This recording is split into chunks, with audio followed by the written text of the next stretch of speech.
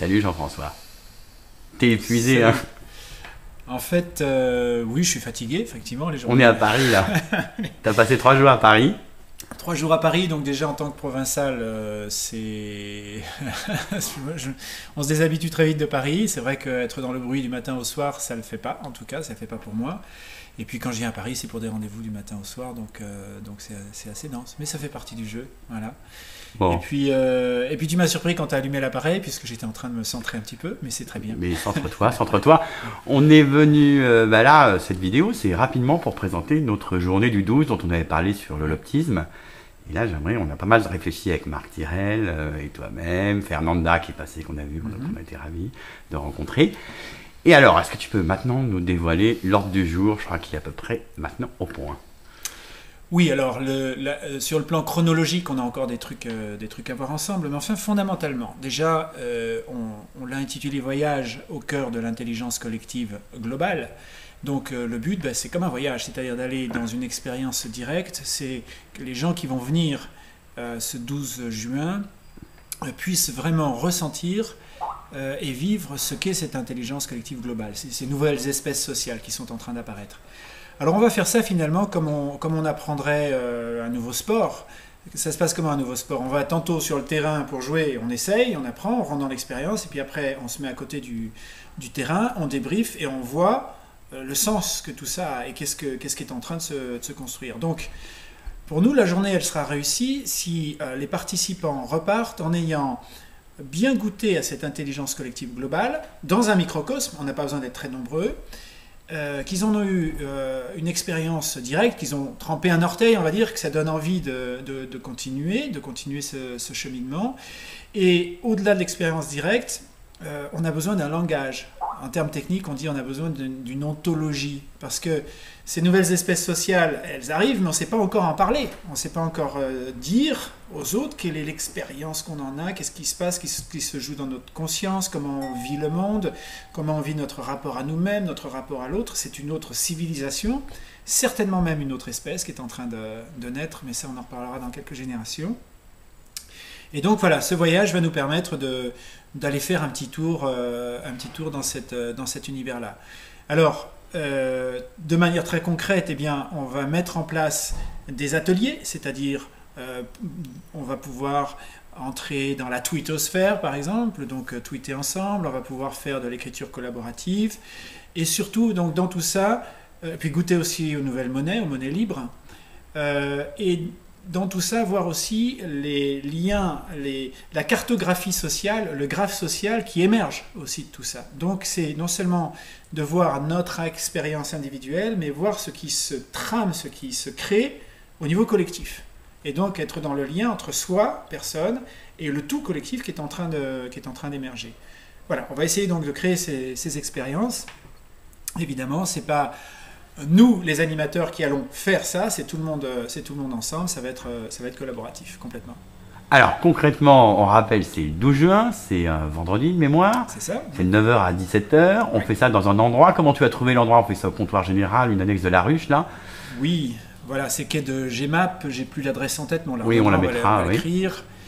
En fait, ça a tout simplement du sens. Déjà, il y a derrière l'initiative de la ruche, il y a cette ONG internationale qui est Ashoka, donc qui soutient les entrepreneurs sociaux. Donc il y a des valeurs que nous partageons. Et puis le lieu lui-même est inspirant. Il est fait pour être durable. Oui. Il porte en lui, dans ses structures, dans ses murs, donc des valeurs que nous partageons. Donc il incarne quelque chose. Et puis, avec les gens de la ruche et aussi d'Ashoka, on a plein de choses à partager. Ça va être le début, je l'espère, d'une longue collaboration. Nous, on travaille sur les monnaies libres, la monnaie suffisante, donc on sort du paradigme de la rareté. Et déjà, dès qu'on est dans l'entrepreneuriat social, c'est de sortir du paradigme de la rareté. Donc, on a peut-être un savoir-faire et des outils à apporter. Et puis, en retour, évidemment, Ashoka aussi, et la ruche et tout ce petit monde-là, eh bien, sont des gens qui ont aussi énormément de ressources, de réseaux, d'initiatives à droite à gauche. Donc on a toutes les raisons de faire des pas ensemble. Donc ce jour-là, ce sera notre premier pas ensemble. Alors cette vidéo, elle est destinée quand même à donner envie de faire venir. Est-ce que tu peux nous parler quand même du prix? Parce qu'on a quand même calculé une grille tarifaire avec Marc qui tient compte quand même des des prix fixes. On a des prix donc, pour les particuliers qui sont de l'ordre de plus de 100 € je crois. Alors parce que je ne les ai pas en tête. Alors c'est pas grave, on va les mettre sur le site. Oui. Alors on va les regarder. Voilà, tout est sur le site The Transitioner. Tout à fait. Voilà, on va cliquer sur la page de détail et nous allons descendre et voir tout de suite les prix. C'est là. Voilà. Donc. Alors on est à 120 € pour les particuliers. Voilà. 150 pour le monde de l'enseignement, école universitaire, et puis 450 pour les entreprises ou les conventions de formation ou personnes bénéficiant d'une déductibilité fiscale.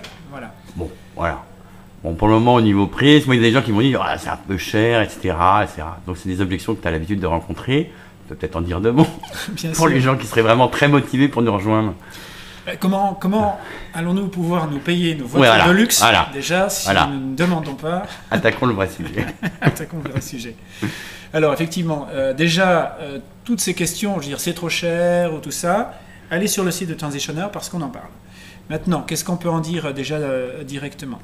La première chose, c'est que nous tous qui faisons ce travail et l'organisation de Transitioner qui est derrière, c'est une organisation à but non lucratif, mais à but de richesse. On veut créer de la richesse, comme tout entrepreneuriat social. C'est notre seul financement, ces événements. C'est-à-dire qu'on n'est pas dépendant de l'argent européen, on n'a pas de sponsor, enfin, on garde une indépendance, mais qui est donc, cette indépendance, elle est liée à l'engagement, à l'investissement et au soutien de chacun. Ça, c'est le premier point. Le deuxième point aussi, c'est que nous défendons l'idée de la durabilité. Et la durabilité et l'écologie, il n'y a pas que l'écologie des petites plantes et des beaux arbres et de l'agriculture, il y a aussi l'écologie personnelle. C'est-à-dire que nous voulons aussi nous inscrire, nous, acteurs, dans une démarche qui est de ne pas être toujours en état de survie, toujours là, en noyade financière, parce que nous donnons au monde, nous avons des belles idées d'un monde idéal, mais surtout, nous allons, les personnes, les gens, l'organisation, être en mauvaise santé. Donc en fait, nous défendons un principe qui est que l'écologie de la richesse doit toujours être positive. Après, tout le monde n'a pas nécessairement des euros, mais on a tous de la richesse à échanger ou à donner. Donc, pour les gens qui ont éventuellement des difficultés, que ce soit pour des séminaires en général ou ce type d'événements, de toute façon, qu'ils ne se stoppent pas, qu'ils ne s'arrêtent pas là, qu'ils nous contactent. Oui, c'est bien de le repréciser. Voilà, parce qu'on peut toujours, de toute façon, échanger la richesse.